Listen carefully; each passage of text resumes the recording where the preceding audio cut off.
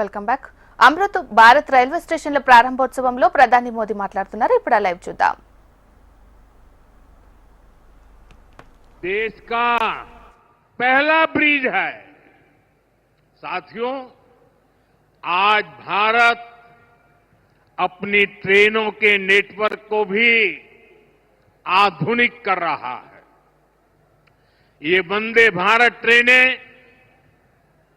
अमृत भारत ट्रेनें, नमो भारत ट्रेनें, ये देश की नई गति और नई प्रगति को दर्शाती है. अभी देश में करीब 70 रूट पर वंदे भारत ट्रेनें चल रही है. इससे दूर सुदूर के इलाकों में भी आधुनिक रेल पहुंची है. बीते 11 साल में सैकड़ों रोड ओवरब्रिज और रोड अंडरब्रिज का निर्माण किया गया है. 34,000 किलोमीटर से ज्यादा के नए रेल ट्रैक बिछाए गए हैं. अब ब्रॉडगेज लाइनों पर मानव रहित क्रॉसिंग, वो बात इतिहास बन चुकी है, खत्म हो चुकी है. हम मालगाड़ियों के लिए अलग से स्पेशल पटरियां, डेडिकेटेड फ्रेट कॉरिडोर का काम भी तेजी से पूरा कर रहे हैं. देश के पहले बुलेट ट्रेन प्रोजेक्ट पर काम चल रहा है और इन सबके साथ ही हम एक साथ देश के करीब 1300 से अधिक रेलवे स्टेशनों को भी आधुनिक बना रहे हैं. साथियों, आधुनिक हो रहे इन रेलवे स्टेशनों को देश ने अमृत भारत स्टेशन का नाम दिया है. आज इनमें से 100 से अधिक अमृत भारत स्टेशन बनकर के तैयार हो गए हैं. सोशल मीडिया पर भी लोग देख रहे हैं कि इन रेलवे स्टेशनों का पहले क्या हाल था और अब कैसे इनकी तस्वीर बदल गई है. साथियों, विकास भी, विरासत भी, इस मंत्र का इन अमृत भारत रेलवे स्टेशनों पर उसका नजारा साफ साफ दिखाई देता है. ये स्थानीय कला और संस्कृति के भी नए प्रतीक है. जैसे राजस्थान के मांडलगढ़ रेलवे स्टेशन पर महान राजस्थानी कला संस्कृति के दर्शन होंगी. बिहार के थावे स्टेशन पर मां थावे वाली के पावन मंदिर और मधुबनी चित्रकला को दर्शाया गया है. मध्य प्रदेश के ओरछा रेलवे स्टेशन पर आपको भगवान राम के आभा का एहसास होगा. श्रीरंगम स्टेशन का डिजाइन भगवान श्री रंगनाथ स्वामी जी के मंदिर से प्रेरित है. गुजरात का डाकोर स्टेशन रणछोड़राय जी से प्रेरित है. तिरुवन्नामलई स्टेशन द्राविड़ वास्तुकला के अनुसार डिजाइन किया गया है. बेगमपट स्टेशन पर आपको काकतीय साम्राज्य के समय का आर्किटेक्चर देखने को मिलेगा. यानी हर अमृत स्टेशन पर आपको भारत की हजारों साल पुरानी विरासत के दर्शन भी होंगे. ये स्टेशन हर राज्य में टूरिज्म को भी बढ़ावा देने के माध्यम बनेंगे. नौजवानों को रोजगार के नए मौके देंगे और मैं उन शहर के नागरिकों को रेलवे में यात्रा करने वाले पैसेंजर से प्रार्थना करूंगा, ये सारी संपत्ति के मालिक आप हैं।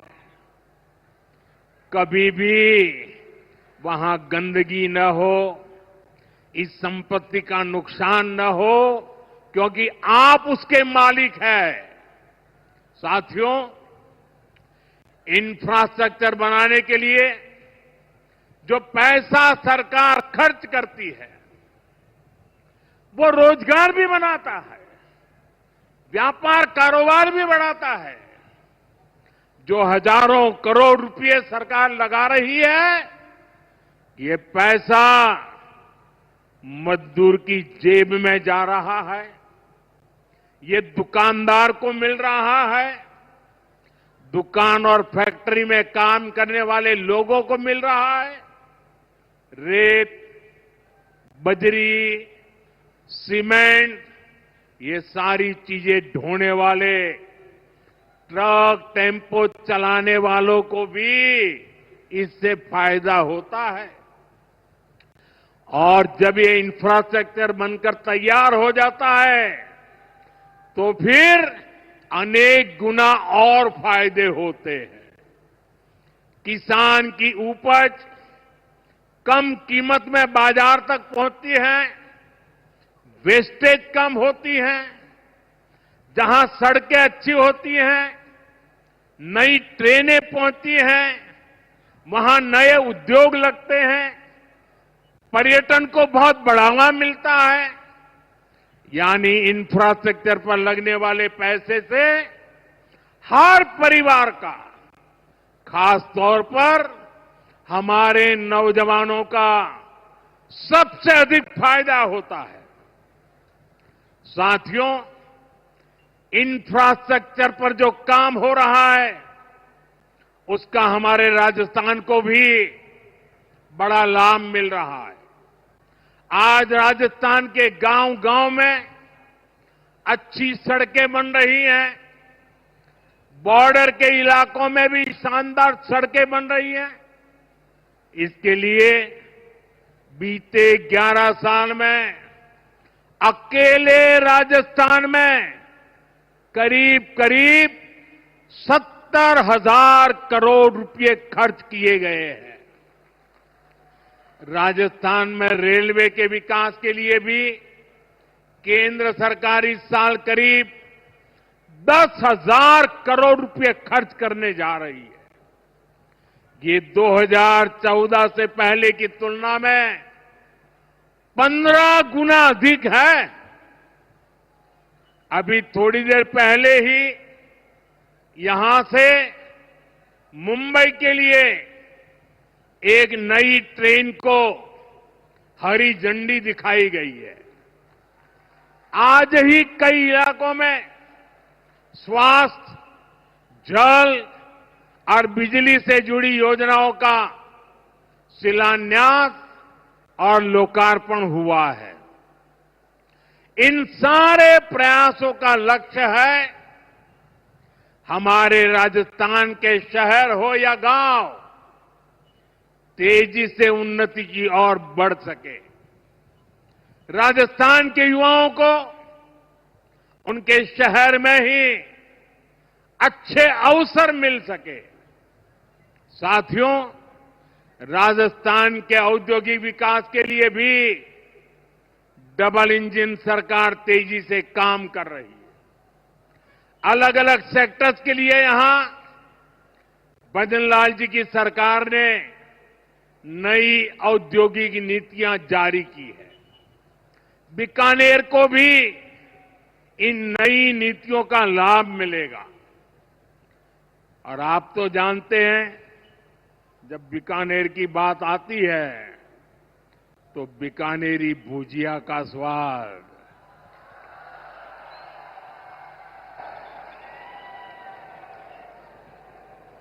और बीकानेरी रसगुल्लों की मिठास,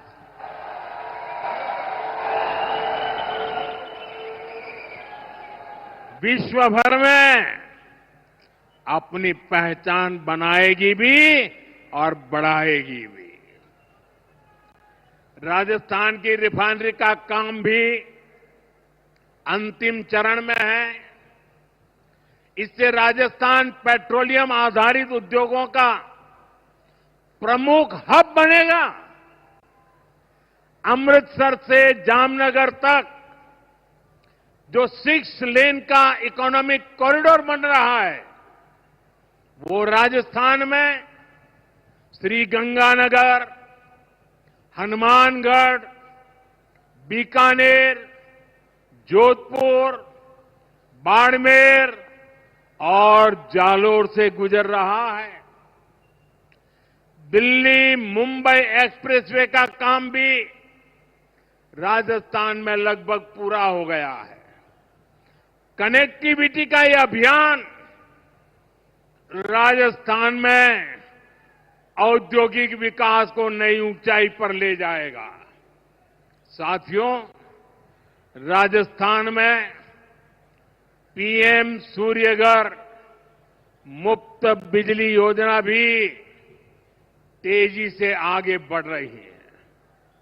इस योजना से राजस्थान के 40,000 से ज्यादा लोग जुड़ चुके हैं। इससे लोगों का बिजली बिल 0 हुआ है और लोगों को सोलर बिजली पैदा करके कमाई का नया रास्ता भी मिला है। आज यहां बिजली से जुड़े कई प्रोजेक्ट का शिलान्यास और लोकार्पण हुआ है। इनसे भी राजस्थान को और ज्यादा बिजली मिलेगी। बिजली का बढ़ता उत्पादन भी राजस्थान में औद्योगिक विकास को नई गति दे रहा है। साथियों, राजस्थान की ये भूमि रेत के मैदान में हरियाली लाने वाले महाराजा गंगा सिंह जी की भूमि है। हमारे लिए पानी का क्या महत्व है, यह इस क्षेत्र से बेहतर भला कौन जानता है। हमारे बीकानेर, श्रीगंगानगर, हनुमानगढ़, पश्चिम राजस्थान के ऐसे अनेक क्षेत्रों के विकास में पानी का बहुत बड़ा महत्व है। इसलिए एक तरफ हम सिंचाई परियोजनाओं को पूरा कर रहे हैं और साथ ही नदियों को जोड़ रहे हैं।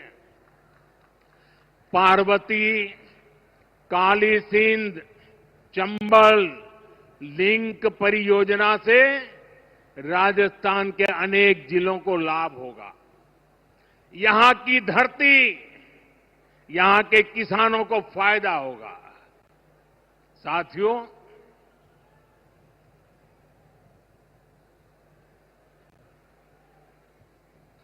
राजस्थान की ये वीर धरा हमें सिखाती है कि देश और देशवासियों से बड़ा और कुछ नहीं। 22 अप्रैल को आतंकवादियों ने धर्म पूछकर हमारी बहनों की मांग का सिंदूर उजाड़ दिया था।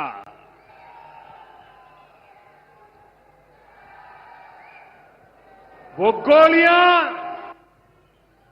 पहलगाम में चली थी,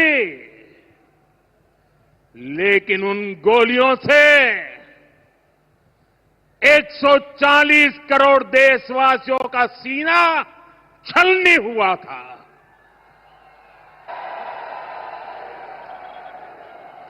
इसके बाद हर देशवासी ने एकजुट होकर संकल्प लिया था कि आतंकवादियों को मिट्टी में मिला देंगे। उन्हें कल्पना से भी बड़ी सजा देंगे। आज आपके आशीर्वाद से, देश की सेना के शौर्य से हम सब उस प्रण पर खरे उतरे हैं। हमारी सरकार ने तीनों सेनाओं को खुली छूट दे दी थी।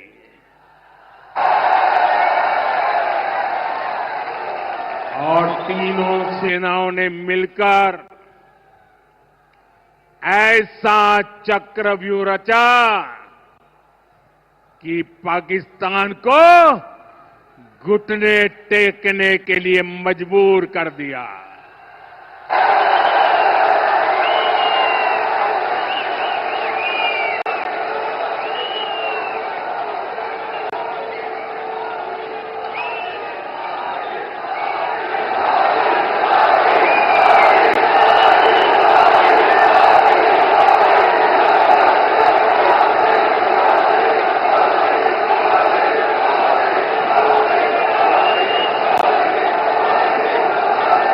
साथियों,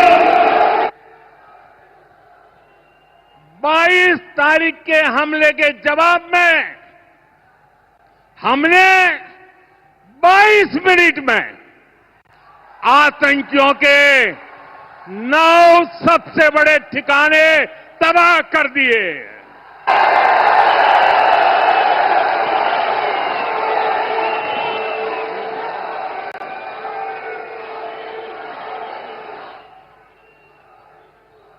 दुनिया ने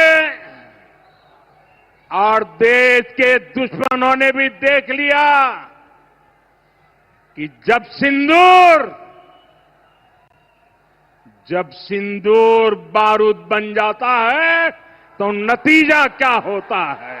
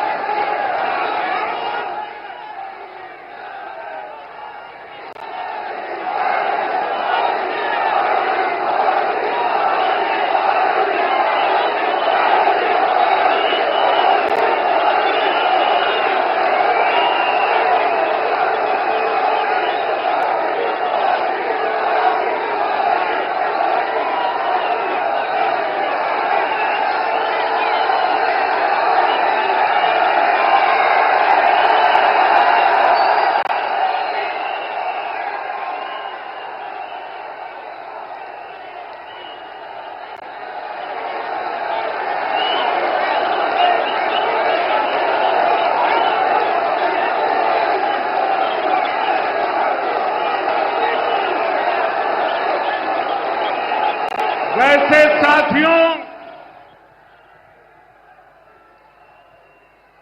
ये संयोग ही है।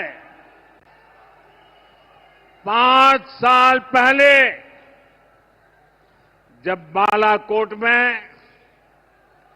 देश ने एयर स्ट्राइक की थी, उसके बाद मेरी पहली जनसभा राजस्थान में ही सीमा पर हुई थी।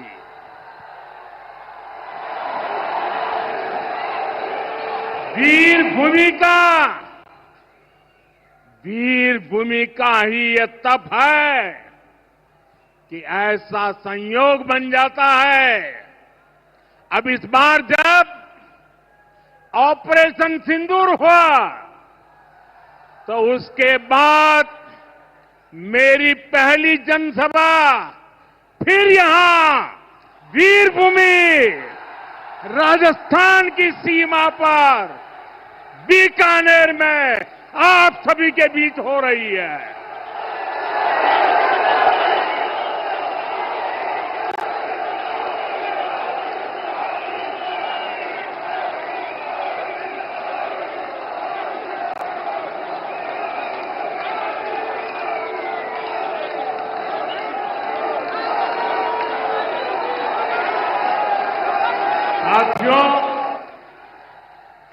शुरू में मैंने कहा था,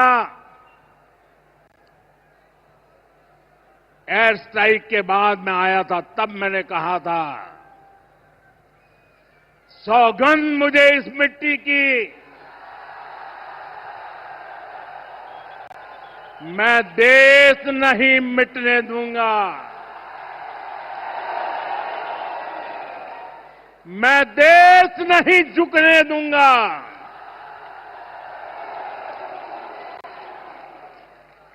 आज मैं राजस्थान की धरती से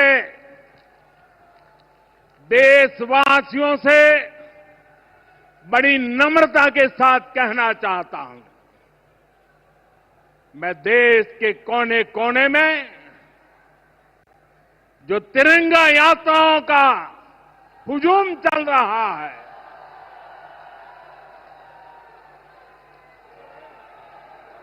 मैं देशवासियों से कहता हूं,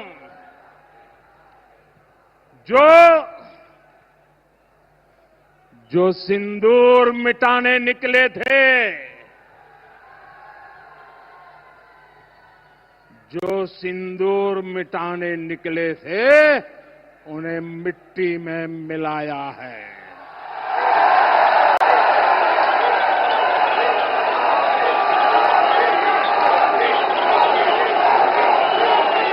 जो हिंदुस्तान का लहू बहाते थे, जो हिंदुस्तान का लहू बहाते थे, आज कतरे कतरे का हिसाब चुकाया है।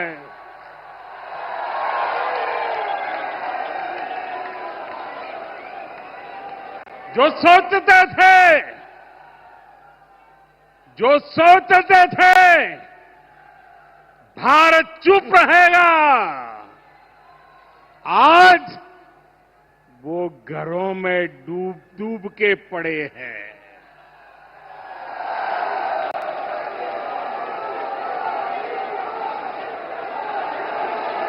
जो अपने हथियारों पर घमंड करते थे, जो अपने हथियारों पर घमंड करते थे, आज वो मलबे के ढेर में दबे हुए हैं।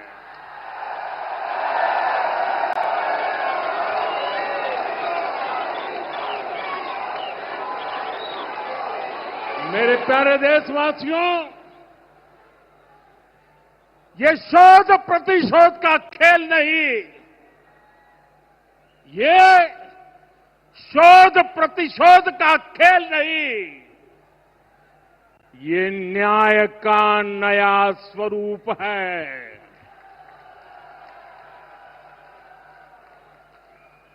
ये न्याय का नया स्वरूप है। ये ऑपरेशन सिंदूर है।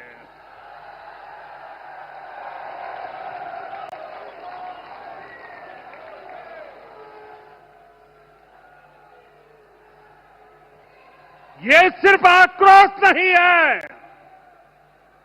ये सिर्फ आक्रोश नहीं है, ये समर्थ भारत का रौद्र रूप है। ये भारत का नया स्वरूप है।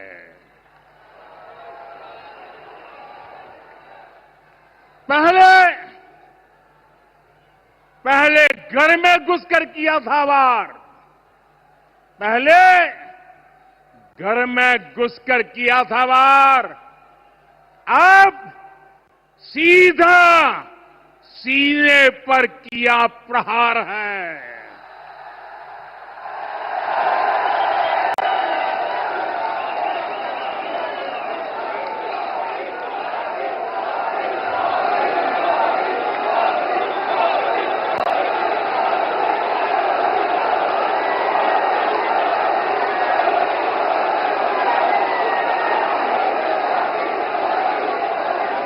आतंक का फन कुचलने की, आतंक का फन कुचलने की यही नीति है, यही रीति है, यही भारत है, नया भारत है। बोले भारत माता की, भारत माता की, भारत माता की। साथियों, ऑपरेशन सिंदूर ने आतंकवाद से निपटने के 3 सूत्र तय कर दिए हैं। पहला, भारत पर आतंकी हमला हुआ तो करारा जवाब मिलेगा। समय हमारी सेनाएं तय करेगी, तरीका भी हमारी सेनाएं तय करेगी और शर्तें भी हमारी होगी। दूसरा, एटम बम की गीदड़ बप्तियों से भारत डरने वाला नहीं है। और तीसरा, हम आतंक के आकाओं और आतंकी सरपरस्त सरकार को अलग अलग नहीं देखेंगे, उन्हें अलग अलग नहीं देखेंगे, उन्हें एक ही मानेंगे। पाकिस्तान का ये स्टेट और नॉन स्टेट एक्टर वाला खेल अब नहीं चलेगा। आपने देखा होगा, पूरी दुनिया में पाकिस्तान की पोल खोलने के लिए हमारे देश के 7 अलग अलग प्रतिनिधिमंडल पूरे विश्व भर में पहुंच रहे हैं। और इसमें देश के सभी राजनीतिक दलों के लोग हैं, विदेश नीति के जानकार हैं, गणमान्य नागरिक हैं। अब पाकिस्तान का असली चेहरा पूरी दुनिया को दिखाया जाएगा। साथियों, पाकिस्तान भारत से कभी सीधी लड़ाई जीत ही नहीं सकता। जब भी सीधी लड़ाई होती है तो बार बार पाकिस्तान को मुंह की खानी पड़ती है। इसलिए पाकिस्तान ने आतंकवाद को भारत के खिलाफ लड़ाई का हथियार बनाया है। आजादी के बाद पिछले कई दशकों से यही चला आ रहा था। पाकिस्तान आतंक फैलाता था, निर्दोष लोगों की हत्याएं करता था, भारत में डर का माहौल बनाता था। लेकिन पाकिस्तान एक बात भूल गया, अब मां भारती का सेवक मोदी यहां सीना तान कर खड़ा है।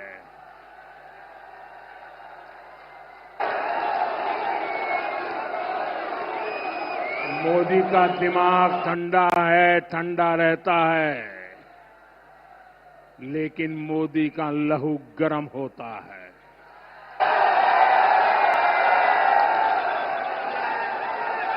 और अब तो मोदी की नसों में लहू नहीं, गरम सिंदूर बह रहा है।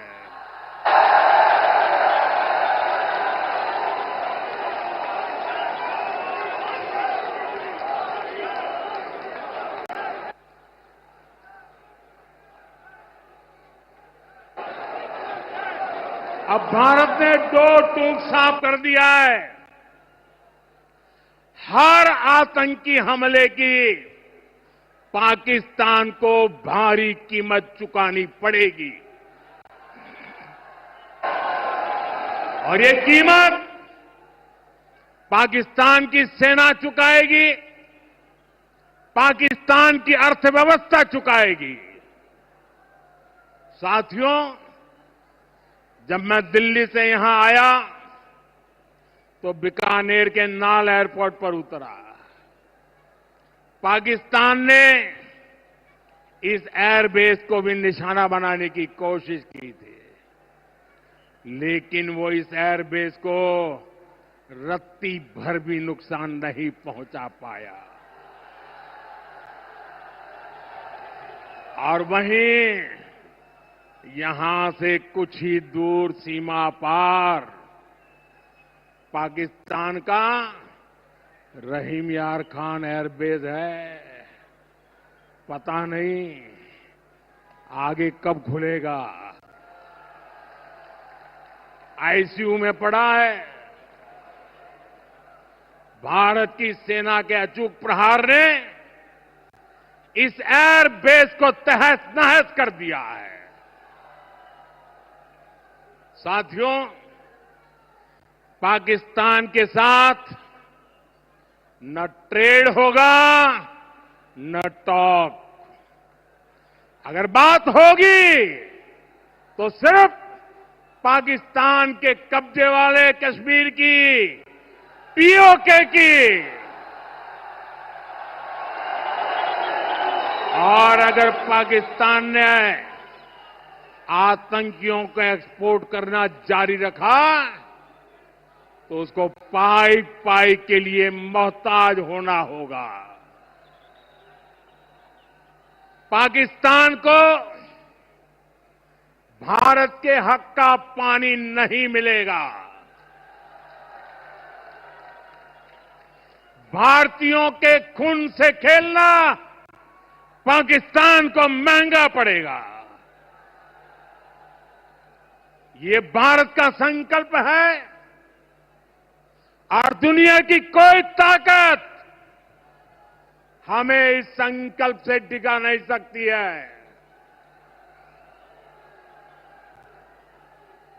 भाइयों और बहनों, विकसित भारत के निर्माण के लिए सुरक्षा और समृद्धि दोनों जरूरी है। ये तभी संभव है जब भारत का कोना कोना मजबूत होगा। आज का ये कार्यक्रम भारत के संतुलित विकास का, भारत के तेज विकास का उत्तम उदाहरण है। मैं एक बार फिर इस वीर धरा से सभी देशवासियों को बधाई देता हूं। मेरे साथ बोलिए, दोनों मुट्ठी बंद करके पूरी ताकत से बोलिए, भारत माता की, भारत माता की, भारत माता की। वंदे वंदे वंदे वंदे वंदे वंदे वंदे वंदे वंदे